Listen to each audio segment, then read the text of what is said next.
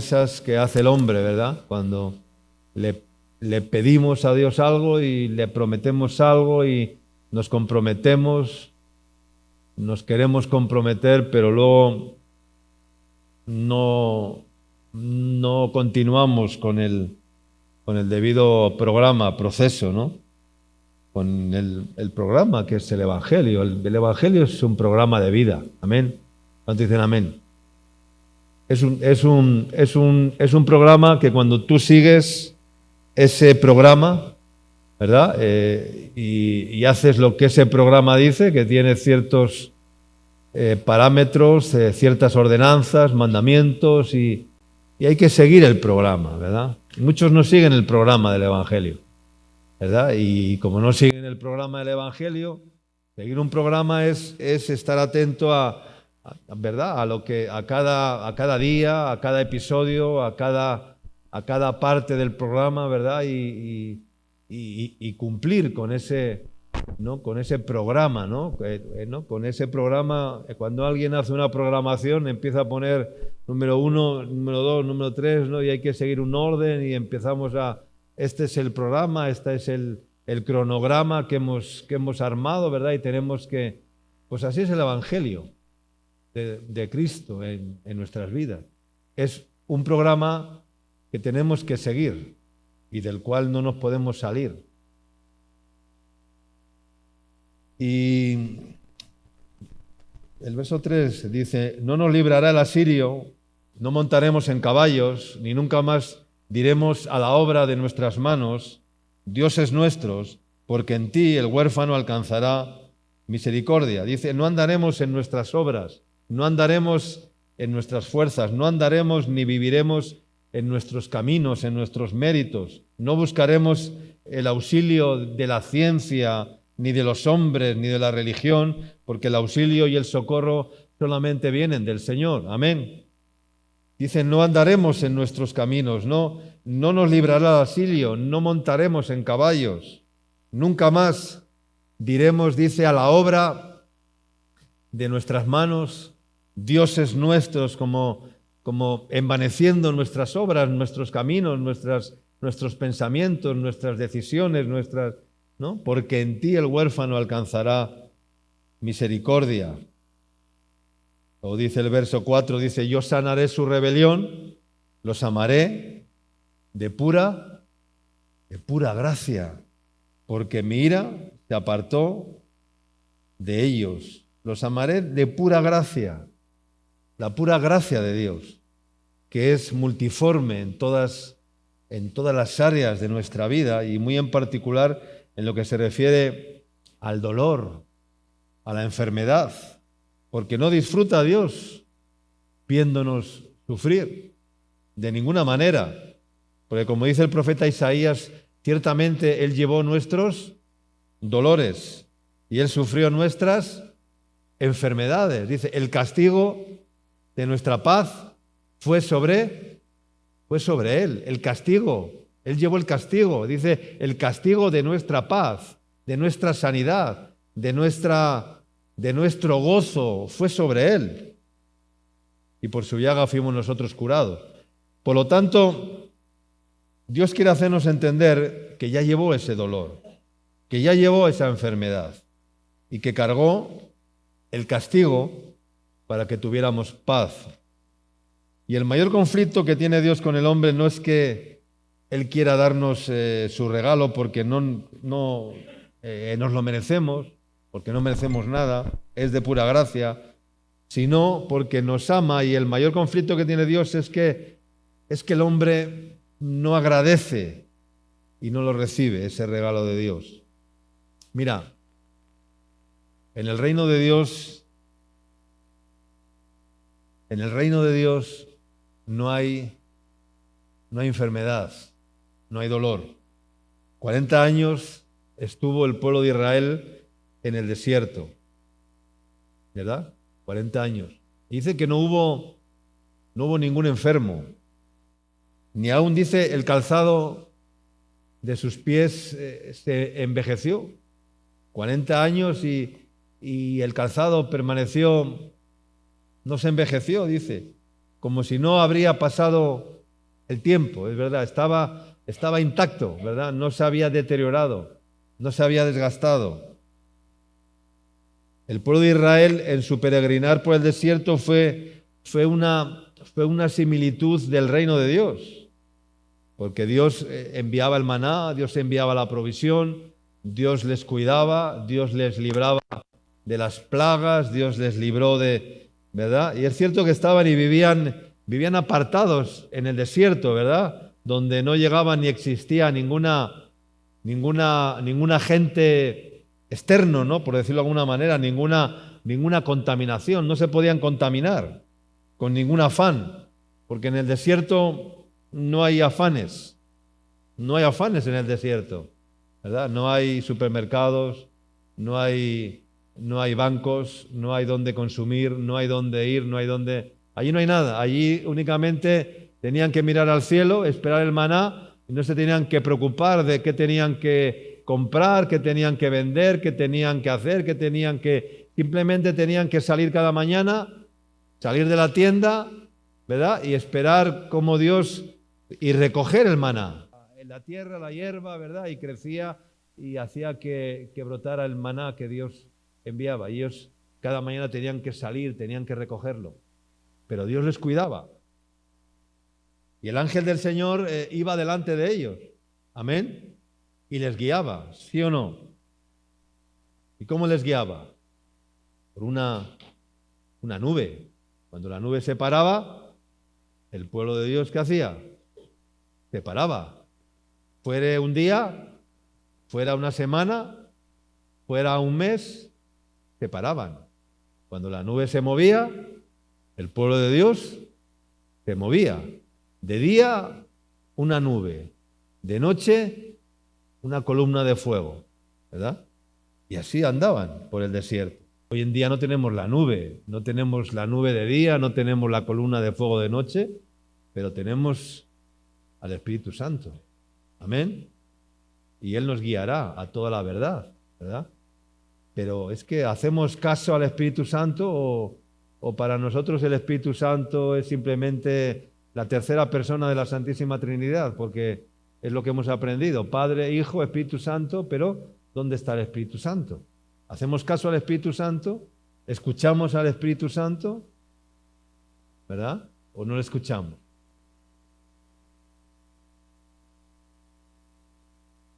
Mira, el verdadero carácter de un hombre o de una mujer se puede medir por la sanidad que pueda tener en su vida. Cuando hablo de sanidad, no solamente pensemos, repito, en las enfermedades físicas, no, en la sanidad emocional, en la sanidad integral. Y ahí se ve el verdadero carácter y la verdadera madurez de un hombre o de una mujer. He comprendido a lo largo de los años en el ministerio que el verdadero carácter, el crecimiento, la madurez de una persona, en este caso casada o casado, se puede medir también en la salud de su cónyuge. ¿Por qué? Mira, si una mujer es una gotera continua, que dice la Biblia, pues su marido estará enfermo por todos los costados. O al revés, si un hombre es un tirano, es un machista, es un mujeriego, es un egoísta, es un bebedor o un no sé qué o no sé cuántos, ¿verdad? La mujer estará enferma por todos los costados. ¿Por qué? Porque hay una consanguineidad en el sentido de que somos carne de nuestra carne, no solamente de nuestra carne, sino carne de nuestro cónyuge, ¿no? Entonces ya no somos uno, o sea, ya somos dos en uno. Y todo eso repercute, ¿ya? Y la salud emocional del hombre repercute en la mujer y la salud de la mujer repercute en el hombre. Entonces, eso hay que complementarlo. Entonces, esto es para los casados. Si estás casado, estás casada, transmite sanidad a tu cónyuge. ¿Cuánto dicen amén? orando por él o por ella, orando con él o con ella, ¿ya? Y siendo íntegro, y siendo un varón, si eres un varón de Dios. Si eres una mujer de Dios. Y eso traerá sanidad a tu vida, a tu familia, a tus hijos, a tus hijos. Yo veo familias, personas enfermizas, familias que tienen hijos enfermizos, y yo digo, ¿qué está pasando? ¿Por qué esta gente, por qué estos hermanos que son hijos de Dios, que son parte o sea, ¿por qué se enferman tanto sus hijos? ¿Por qué tal? O sea, ¿por qué? Pues es una consecuencia. No ha habido sanidad, no hay una sanidad completa, no hay una integridad, no hay... Y estaba hablando del gozo, ¿no? Pero bueno, el Señor me empieza a recordar cosas y bueno, y a veces me voy del tema, pero ¿qué es lo que quiero decir? Que, mira, hay muchas personas enfermas porque no han recibido el bálsamo perfecto, el mejor bálsamo, la mejor medicina, que es el gozo del Señor. ¿Cuánto dicen amén? Y por eso decían esta mañana que hay que restaurar el gozo del Señor, que el gozo del Señor tiene que ser restaurado en nuestras vidas, en la iglesia, en el pueblo de Dios.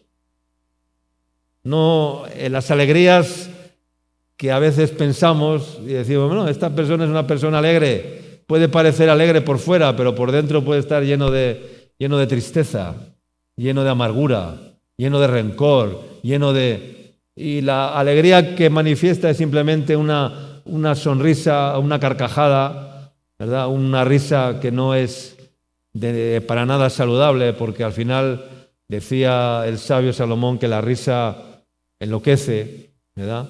La carcajada esa que no tiene ningún eso enloquece, no es una fuente verdadera de gozo, ¿verdad?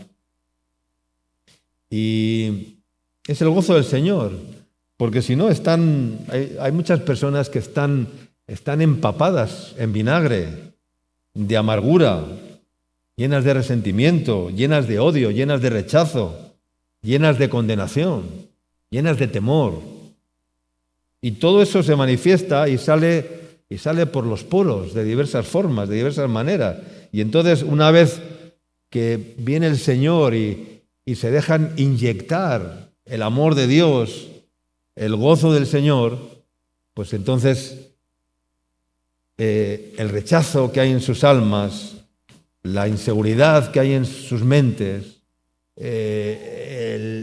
la tristeza que hay en sus corazones, se tiene que ir, porque el gozo echa fuera la tristeza. Amén. No la alegría de este mundo. El gozo del Señor echa fuera la tristeza, el miedo, el temor se van. Decía Job, dice, ¿no sabéis esto? Que así fue por siempre, desde el tiempo que fue puesto el hombre sobre la tierra, que la alegría de los malos es breve y el gozo de los impíos, dice, por un momento. Job capítulo 20, versículo 5. Job capítulo 20, versículo 5. Que la alegría de los malos es breve. Por eso decía que la vida en sí no trae muchas alegrías. No trae muchas alegrías. Las alegrías son muy efímeras, son muy cortas, son muy breves. La alegría de los malos es breve. Y el gozo, dice, del impío por un momento. O sea, es verlo y no verlo.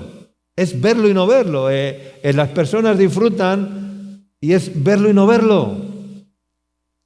El impío disfruta y es verlo y no verlo.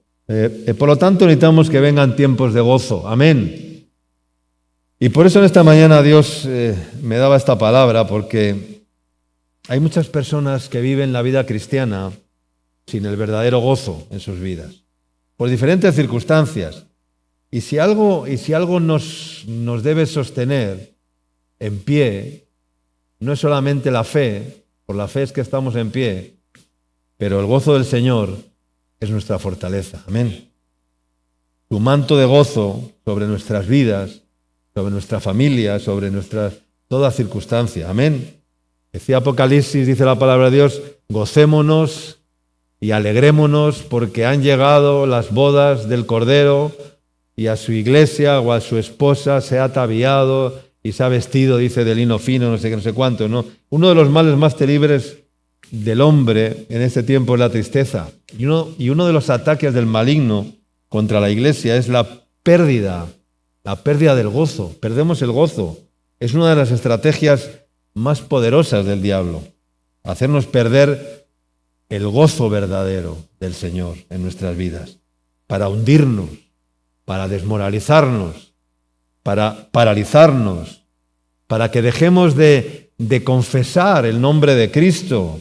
Porque el que no tiene gozo, ¿cómo va a predicar la palabra? ¿Cómo va a hablar de Cristo? ¿Cómo va a orar? ¿Cómo va a transmitir vida a aquel que no tiene gozo? Es imposible. ¿Cómo va a servir? ¿Cómo va a testificar con una cara de limón amargo? Y se puede perder el gozo o se pierde el gozo de muchas, o por muchas causas, ¿no? Y por supuesto muchas de ellas, o casi todas, tienen que ver con el pecado. Cuando pecamos y no restauramos, cuando pecamos y no restauramos nuestra alma, cuando no limpiamos nuestra alma de cualquier pecado, de cualquier ofensa, automáticamente ese pecado, esa mancha, esa culpa, ese cáncer queda dentro como una especie de tumor en el alma que se come y que devora toda la fuerza espiritual que puede haber en nuestras vidas e incluso la fuerza física, porque como he dicho antes, el gozo del Señor es nuestra fortaleza. Amén. Entonces, hermanos, ¿por qué perdemos el gozo? ¿Por qué perdemos el gozo? Perdemos el gozo pues, por la ansiedad, perdemos el gozo del Señor por la codicia. El apóstol Pablo decía, por nada estéis afanosos, sino sean, ¿no? Y dejemos que entre ansiedad, que entre codicia en nuestras vidas y así contestamos el Espíritu Santo, el gozo del Señor. Cuando hay ansiedad, cuando hay codicia, no hay gozo. Perdemos el gozo por los fracasos de la vida, por las frustraciones de la vida. Cuando alguien sufre un fracaso, del tipo que sea, pues si tiene mucho orgullo, pues el orgullo queda herido, ¿no? Y entonces cuando Dios permite que tengamos un fracaso, Dios está tratando con nuestro carácter y está tratando con nuestro orgullo para que reaccionemos con humildad y pidamos perdón a Dios y digamos, Señor, gracias por haberme humillado. Decía el salmista, antes, o daba gracias a Dios por haberme humillado, ¿no? Porque antes andaba enaltecido y ahora puedo andar humillado, porque las humillaciones lo que traen a mi vida es madurez, es perfección, es sanidad. En lugar de quejarnos con un orgullo herido, que nos lleva a quejarnos, pues esa frustración en nuestro ego produce tristeza y produce amargura y nos roba el gozo de la salvación. Perdemos el gozo por miedo, por temor. Se pierde también el gozo porque se dejan imbuir por las malas noticias, por el miedo, por el pánico, por el temor. El dios Pan ese que tiene el dios Juno que tiene dos caras, ¿verdad? Está dominando el mundo y provocando miedo y pánico y sembrando el pánico y el terror en la humanidad. Pero hay que saber guardar guardar nuestro corazón ante las malas noticias, para no caer en la telaraña del miedo que nos paraliza y que nos quita la alegría, que nos roba el gozo y que te hace vivir completamente sin la actividad, la energía que produce la alegría, la verdadera alegría y que produce el gozo del Señor. Amén. Porque el gozo del Señor produce energías. Hay personas que no tienen gozo y como no tienen gozo no tienen energías. O sea, no tienen energías para hacer nada y todo les cuesta. ¿Por qué? Pues porque no tienen gozo y todo les cuesta y todo les es un suplicio, un castigo, una carga, ¿verdad? Pero el gozo del Señor lo que hace es impulsarnos, es como un generador que genera fuerzas, energías positivas en nuestras vidas y que genera ganas de vivir y que genera que todo cambie, que no seamos pesimistas, que no seamos negativos, que no seamos, ¿verdad? Que no veamos todo oscuro, sino que veamos el mundo, ¿no? El arco iris, que veamos los colores de este mundo, ¿verdad? No el arco iris de los, ¿no? Sino que veamos la plenitud de Dios.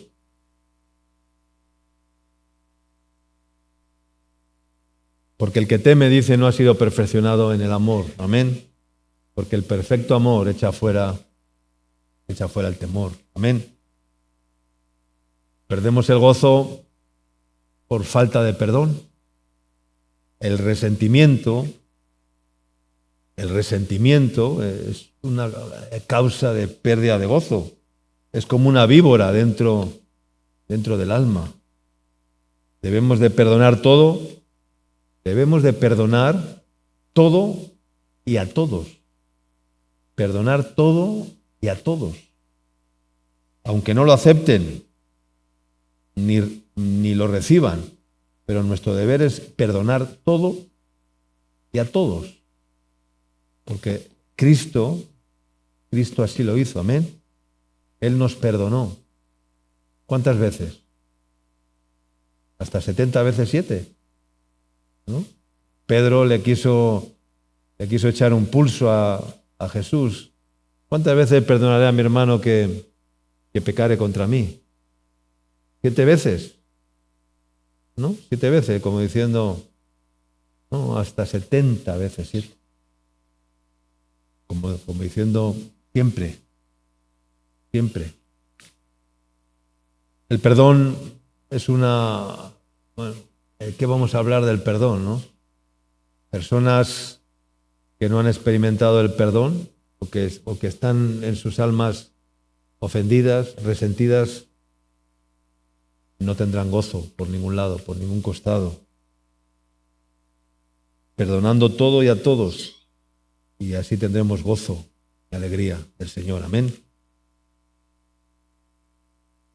David, en uno de sus salmos, decía, mientras callé, se envejecieron mis huesos. Mientras callé, se envejecieron mis huesos. Mientras callé, y se refería a no confesar su pecado, ¿verdad? A estar ahí todavía, ¿no? Mientras callé, envejecieron mis huesos, ¿no? La culpa y la condenación de la culpabilidad producen enfermedades. Pueden producir enfermedades. Aquí habla de los huesos, ¿no? Que pueden producir enfermedades óseas, ¿no?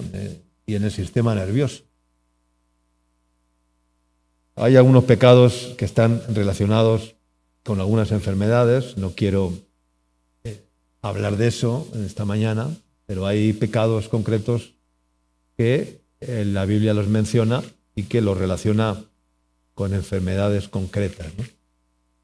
Entonces, hermanos, busquemos, necesitamos la alegría, el gozo del Señor que la palabra de Dios produce, que el verbo de Dios produce. Ya Jeremías, fueron halladas tus palabras, dice, y yo las comí, y fueron por gozo y alegría a mi corazón. Amén. Fueron halladas tus palabras y yo las comí. Cuando comemos las palabras de Dios y las hacemos nuestras, ¿verdad? Entonces, hermanos, la santidad y el gozo del Señor, la santidad y el gozo del Señor van juntos, van de la mano. ¿Cuánto dicen amén? Van de la mano. No puede haber gozo sin santidad. Sin santidad nadie verá al Señor, pero el gozo y la santidad van juntos. La conciencia culpable abate el alma y produce una terrible angustia. Y no se puede vivir en santidad con la Biblia cerrada. No se puede vivir en santidad si tienes la Biblia cerrada. Si no abres la Biblia, y no digo abrir la Biblia, voy a abrir la Biblia, no. Cuando digo abrir la Biblia, que no se puede vivir en santidad sin la palabra de Dios en tu interior, como una fuente de... Vamos a leer el Salmo capítulo 107, versículos del 17 al 20. Salmos 107, 17 al 20. Dice, fueron afligidos los insensatos a causa del camino de su rebelión y a causa de sus maldades.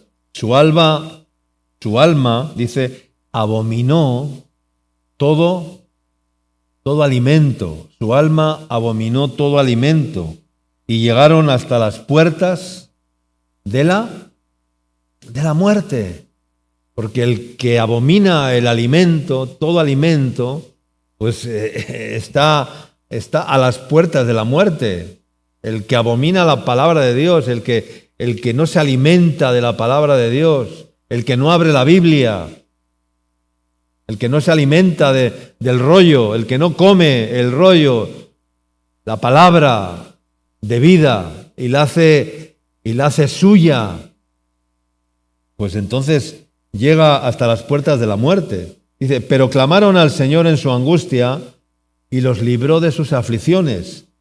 Envió su palabra y los sanó. Amén. Envió su palabra y los sanó y los libró de su ruina. Amén. Envió su palabra y los sanó y los libró de su ruina. Palabras de sanidad, medicina para nuestra alma. Sanidad y medicina para nuestra alma. Palabras de verdad, palabras de consolación, palabras de amonestación, palabras de advertencia, palabras de sabiduría, palabra de fe o de ciencia para revelar lo oculto de los corazones, que no hay un microscopio que pueda descubrir, porque el Espíritu Santo que lo sabe y lo conoce todo, pues lo saca a la luz. ¿Para qué? Para que las personas puedan quedar libres de ataduras, libres de pecados, libres de condenación, para que puedan ser sanas y ser llenas del Espíritu Santo de verdad y vivir y experimentar el verdadero gozo del Señor en sus vidas, en sus corazones, porque no se puede experimentar el gozo del Señor si no ha habido sanidad. Amén. El centurión romano, cuyo criado estaba gravemente enfermo y a punto de morir, dijo, Señor, no soy digno de que entres en mi casa, pero di la palabra ¿y mi criado qué? Di la palabra y mi criado sanará. Di la palabra y mi criado sanará. Al oír aquello, Jesús dice que se maravilló y dijo, os digo que ni aún en Israel he hallado tanta fe. ¿Y qué pasó? ¿Que se sanó o no se sanó? Y no tuvo que ir allí nadie a orar por el criado del centurión romano. No tuvo que ir Jesús, y el centurión romano tenía tanta fe que le dijo al Señor, di la palabra y mi criado sanará. Y sanó. Y al regresar a la casa hallaron al siervo del centurión que estaba totalmente sano, amén. Di la palabra. Pero hay que decir la palabra, hay que confesar la palabra. Hay que confesar el pecado. Mientras callé, se envejecieron mis huesos. Amén. He comprendido también, a lo largo de la vida, el ministerio, que las personas que menos enferman son aquellas que tienen un corazón de servicio y un espíritu de sacrificio. Esas personas enferman menos. Los que tienen un corazón de servicio y un espíritu de sacrificio superior. Amén. ¿Sabes por qué? Porque el Señor lo ve. El Señor lo ve. Y eso supera la enfermedad, supera el dolor. Es como si Dios generase defensas sobre esas personas, ¿no?, que tienen corazones de servicio, espíritu de sacrificio, que son servidores, que les gusta servir, que hacen más de lo que se les pide, y entonces esas personas tienen como un generador de defensas que Dios les da.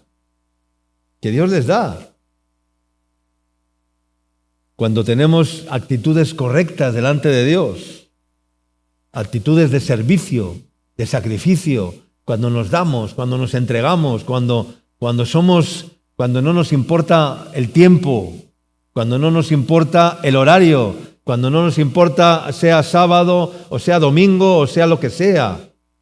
Esas personas enferman mucho menos, porque en ese espíritu de sacrificio y en ese corazón de servicio, el Señor regenera. ¿Cuánto dicen amén? Regenera. Pero el que es egoísta, el que es estrecho, el que es escaso, el que no da, el que no, esas son personas enfermizas, porque son egoístas, y el egoísmo enferma, y la escasez enferma. Pero el que se da, ¿sabes lo que pasa? Hay personas así, ¿no? Y parece que te vas a agotar, que te vas a morir, ¿no? Y que te vas a quedar extenuado, pero el Señor se glorifica soplando y soplando vida, y regenerando. Como decía el salmista, pero tú aumentarás mis fuerzas como el búfalo, y seré ungido con aceite fresco. Amén. Tú aumentarás mis fuerzas como el búfalo, porque el gozo del Señor es nuestra fuerza, y Él aumenta nuestras fuerzas como el búfalo, y nos regenera nuestro cuerpo, regenera nuestra alma, y regenera nuestras defensas. Sabemos que, cuando alguien está con un estado de ánimo bajo, su cuerpo, ¿qué le pasa? ¿Que está más inmune o está más abierto a que entren virus, enfermedades, bacterias? ¿Qué pasa? ¿Se bajan las defensas, sí o no? Claro. Pero cuando estás con el gozo del Señor, sirviendo al Señor, trabajando para el Señor, dándote para el Señor, viviendo en santidad, entonces eso genera como una capa, como una película en tu vida, en tu cuerpo, en tu alma, que eres inmune. El Señor te hace inmune. Sí, en algún momento enfermas, en algún momento te debilitas, pero son escasos momentos. Pero hay personas enfermizas, hay personas, como he dicho antes, que sus hijos son enfermizos. ¿Por qué? Porque no hay una defensa, no hay muro, no hay antemuro, no hay vallado levantado en esa familia, en ese matrimonio, en esa pareja, en esa vida, en ese lugar. La sanidad es algo tan profundo que muchas veces no llegamos a entender, a comprender, ¿no? Y Y debemos de comprender, ¿no?, que aquellas personas que no han experimentado ese verdadero gozo, pues son personas débiles, enfermizas, inconstantes, ¿verdad?, que nunca llegan a tener una salud completa, ni física, ni emocional, ni espiritual. Jesús le dijo al paralítico del estanque de Betesda, el levántate, toma tu lecho y anda. Levántate, toma tu lecho. ¿Qué es lo que representa el lecho? Pues es su debilidad, es su enfermedad, su carencia. Toma tu lecho y anda, ¿no? Y porque era un hombre que estaba acostumbrado el lecho era su hábitat, su espacio, y todo lo había adquirido, ¿no? Y era su sustento, ¿no? Era un hombre paralítico echado sobre su lecho y pidiendo limosna, buscando sanidad, no pidiendo las migajas. Toma tu lecho, levántate, toma tu lecho y anda. Me venía a la mente, últimamente hay un texto que me golpea y me golpea y me golpea y no sé por qué, y es sobre la Santa Cena. Es sobre ese texto que dice que hay muchos enfermos, debilitados, y muchos duermen. Creo que lo he repetido un sinfín de veces, pero el Señor me lo vuelve a repetir, ¿no? Cuando habla de la cena del Señor, el pan y el vino, el rito que celebramos en la iglesia, que se hace como un recordatorio, ¿no? Hoy creo que hay Santa Cena, ¿no? Pues, bueno, ya hemos hablado, muchos lo toman religiosamente, como el que va o estando en pecado o en cualquier desorden grave delante de Dios sin discernir lo que están comiendo, y por ello dice ese verso que hay muchos enfermos, debilitados entre vosotros, y muchos duermen, y así está la iglesia muchas veces, enfermos emocionalmente, no solamente enfermos físicamente, sino emocionalmente, sin sanidad emocional, enfermos, débiles y dormidos, enfermos, débiles y dormidos, y esos mueren espiritualmente, ¿no? Porque ¿qué es discernir? Dice, el que no discierne el cuerpo del Señor, ¿no? Cuando comemos, ¿qué hacemos? Masticamos la comida, ¿no? O te la tragas entera como los pavos, ¿no? La masticas, ¿no? Y eso es el bolo que llaman alimenticio.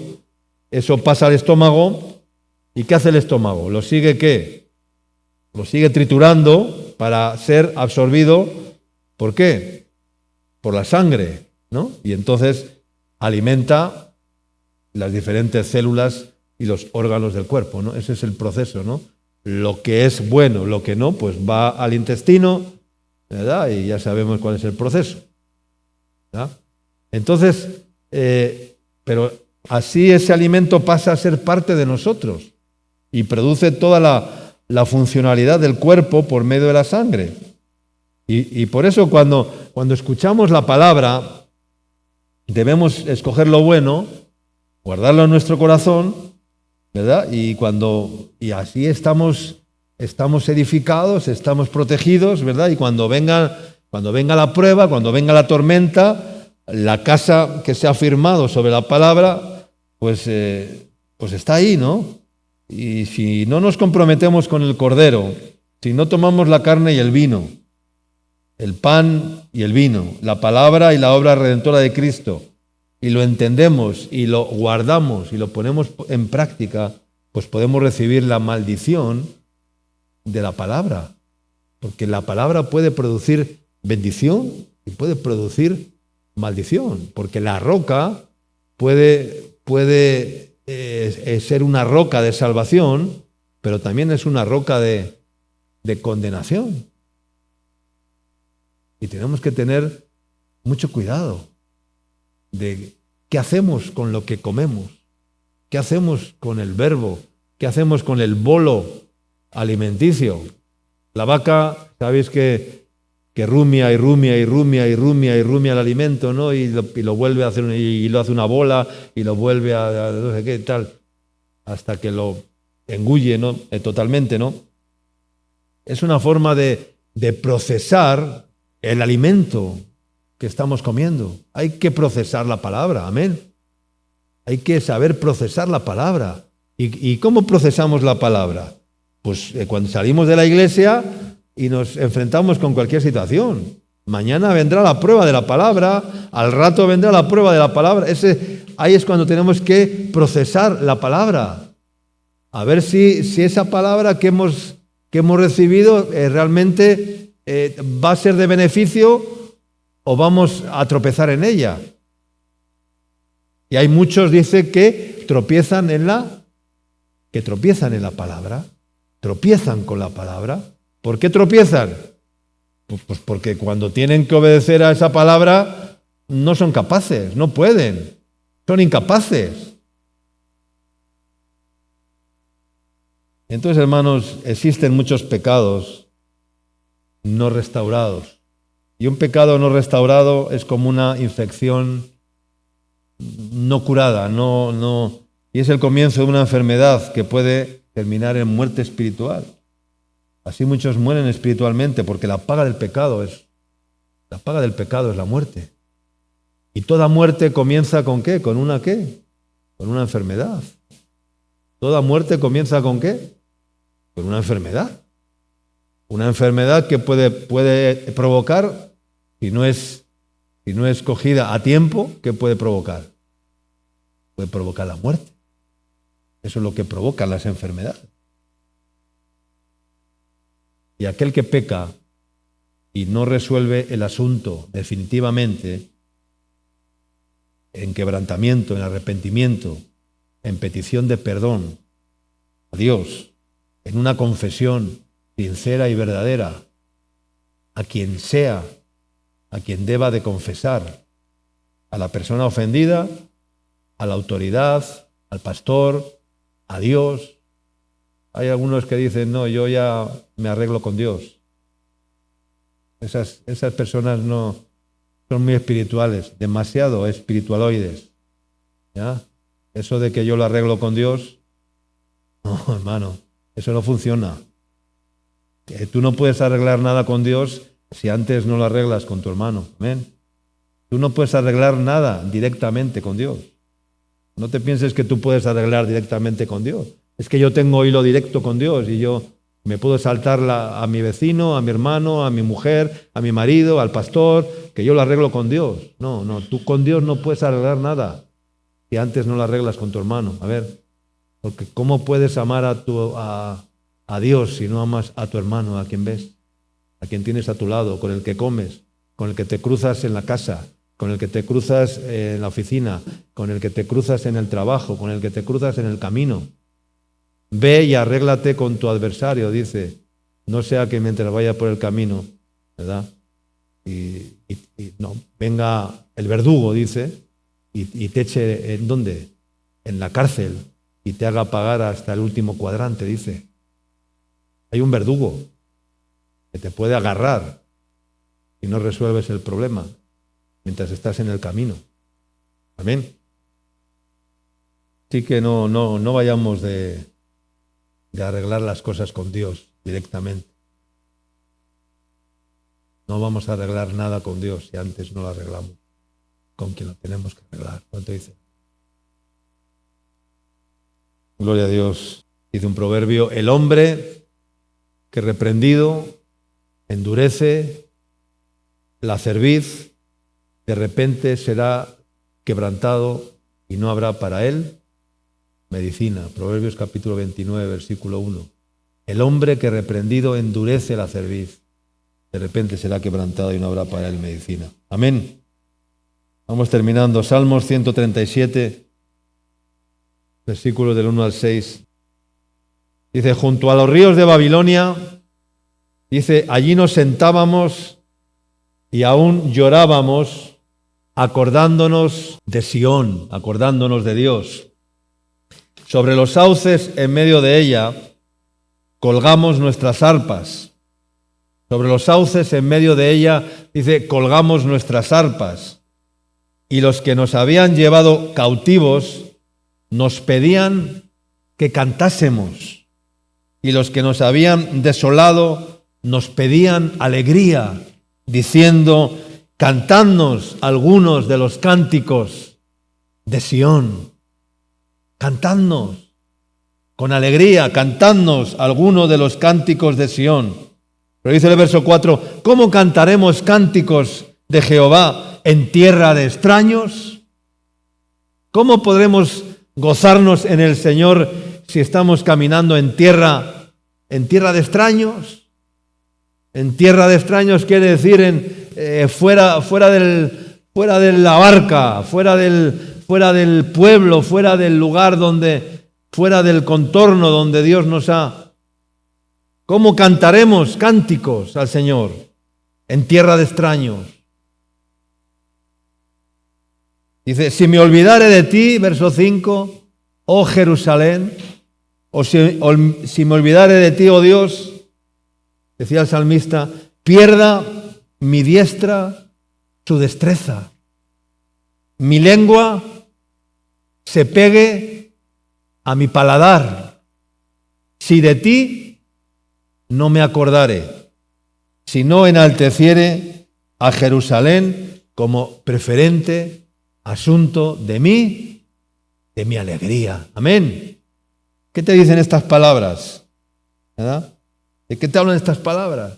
Es como algo, o sea, no podíamos cantar en tierra de extraños, ¿verdad? Y los que nos habían desolado nos pedían, los que nos habían llevado cautivos, nos pedían que cantásemos. Y los que nos habían desolado nos pedían alegría, diciendo, cantadnos alguno de los cánticos de Sión. Pero ¿cuál fue la respuesta? Dice, ¿cómo cantaremos? ¿Cómo nos alegraremos? ¿Cómo nos gozaremos en tierra de extraños? Imposible. Es imposible. Porque hay que estar donde Dios quiere que estemos, amén. Luego dice, bueno, si me olvidare de ti, oh Dios, oh Jerusalén, pierda mi diestra su destreza y mi lengua se pegue a mi paladar, si de ti no me acordare cada día, si no enalteciere a Jerusalén, si no enalteciere a Dios como preferente asunto de mi alegría, amén.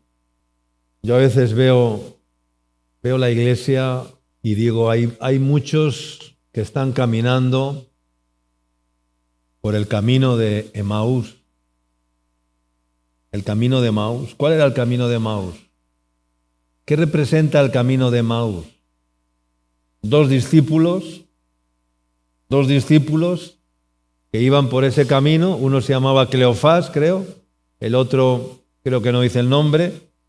Que iban andando, recordando y comentando todas las cosas que habían acontecido respecto a la muerte de Jesús. Sus corazones estaban con el peso de la tristeza, ¿verdad? De la separación de Jesús, de su maestro, de su referente, la soledad, la impotencia, el desconcierto, albergaban en su interior. Y Jesús les hace una pregunta, Lucas 24, 17. Y les dijo Jesús, ¿qué pláticas son esas que tenéis entre vosotros mientras camináis? ¿Y por qué? ¿Y por qué estáis tristes? ¿Por qué estáis tristes? Seguramente que esa pregunta que hizo Jesús, o que les hizo Jesús, removió pues muchos sentimientos de dolor, de frustración, de desesperanza. Y entonces uno de ellos le responde, abriéndole su corazón a Jesús, explicándole todo lo que había sucedido, y le llegó a decir, mira, nosotros esperábamos que él era quien había de redimir a Israel, pero ya son 3 días que esto ha acontecido y aquí seguimos. Estaban decepcionados, sin gozo. Habían perdido el gozo del Señor. Hay creyentes decepcionados en la iglesia. Hay muchas personas que que están decepcionadas con el Evangelio de Cristo, que no disfrutan del Evangelio de Cristo, que no disfrutan de este programa de vida en su vida, y que están decepcionados porque dicen, bueno, tengo que andar por aquí, porque si me voy, bueno, ya tienen cierto temor a abandonar el camino, pero no disfrutan del camino. Es como estar y no estar, es como querer y no poder, es como, ¿no? ¿Alguna vez te has sentido así? ¿Decepcionado con algo o con alguien? Sí, ¿no? Seguro. ¿Contigo mismo? ¿Te has sentido decepcionado contigo mismo alguna vez? Sí, seguro que sí. Claro que sí. Así estaban los discípulos. Y hay una iglesia que va por ese camino, por el camino de Maús, recordando las cosas, ¿no? Que haciendo, ya bueno, qué bien estábamos con Jesús, cómo disfrutamos cuando estuvimos con Él, qué bien estábamos con Él, pero ahora hace 3 días que ya se fue y ya no vuelve, ya no nos dijo que iba a resucitar al 3er día y ya han pasado 3 días, nos ha engañado, nos ha mentido, estamos decepcionados. Él dijo esto y hay promesas en la Biblia que ya, pero que son para el vecino y para mí no, para ella sí, para mí no, para él sí, para mí no, para ellos sí, para nosotros no. ¿O cómo es esto? ¿Es para todos? ¿Es para unos? ¿Es para unos pocos? ¿Cómo es esto? Cuánta tristeza, ¿verdad? Había en aquellas palabras que le dijo aquel a Jesús. Dice, nosotros esperábamos que Él era el que iba a venir a redimir a Israel. Pero ya son 3 días. No pasa nada. Dice la Escritura que sus ojos estaban velados para que no le conociesen. Jesús mismo caminaba con ellos, pero no podían verle ni conocerle. A veces Jesús camina con nosotros y no nos damos cuenta. Y no le vemos, no le conocemos, porque no nos preocupamos de cuidar la relación con Dios. Amén. De cuidar nuestra comunión con el Señor, de cuidar nuestra vida, de guardar nuestra vida en santidad delante de Dios. Y Jesús camina a nuestro lado y no nos damos cuenta. Y a veces nos paramos y miramos y decimos, ¿dónde está Dios? Que no le veo. ¿No? Es que ya no siento a Dios como antes. Hay personas que, yo he escuchado a veces, hay personas que ya no siento a Dios como antes, es que ya en la iglesia ya no es como antes. ¿Qué? No, es que tú no eres como antes. No eches la culpa a las circunstancias. Tú eres el que tienes que cultivar una relación con Dios intensa, apasionada, verdadera, sincera. Amén. Para que el gozo del Señor sea restaurado en tu corazón. Amén. Tienes que dejar las cosas que no edifican. Tienes que abandonar aquello que tú sabes que no debes hacer y lo sigues haciendo. Y todo eso te roba el gozo del Señor y te hace inmune a los embistes, ataques del mundo, del diablo.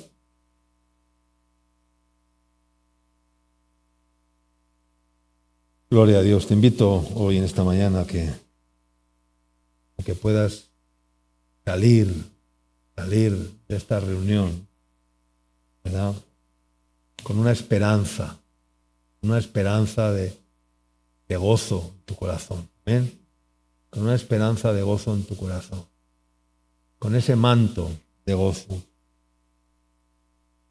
En este texto que vamos a leer. Isaías 61. Versículos del 1 al 3. Dice, el Espíritu del Señor está sobre mí, porque me ungió el Señor, me ha enviado a predicar buenas nuevas a los abatidos, a vendar a los quebrantados de corazón, a publicar libertad a los cautivos y a los presos apertura de la cárcel, a proclamar el año de la buena voluntad del Señor y el día de venganza del Dios nuestro, y a consolar a todos los enlutados. Verso 3 dice, a ordenar que a los afligidos de Sión se les dé gloria en lugar de ceniza, óleo de gozo en lugar de luto, manto de alegría en lugar del espíritu angustiado. Serán llamados árboles de justicia, plantío de Jehová, para gloria tuya. Amén. A ordenar que a los afligidos de Sión se les dé gloria en lugar de ceniza, óleo de gozo en lugar de luto, manto de alegría en lugar del espíritu angustiado, y serán llamados árboles de justicia, plantío de Jehová, para gloria suya. Amén.